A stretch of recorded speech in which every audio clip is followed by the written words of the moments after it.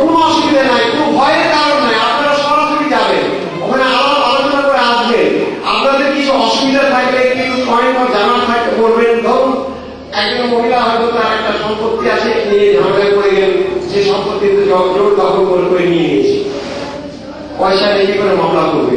আপনারা যাবেন legal service authority, আপনার বিষয়টা নিয়ে আমরা আলোচনা করবো।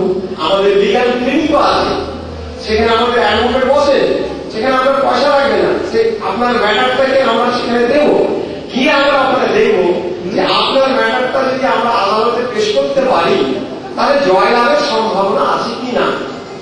সাহস করে মামলা করতে হবে, কারণ অন্যায় করা যেমন অপরাধ ঠিক না, অন্যায় সহ্য করাটাও ঠিক না। শুধু সহ্য করে যাবেন, শুধু সহ্য করে যাবেন, তাহলে তো একের পর এক গ্রাস করবে। আজকে আমাকে আক্রমণ করলো, আপনি চুপ করে থাকলেন, আমাকে শেষ করার পর নেক্সট আপনাকে আক্রমণ করবে।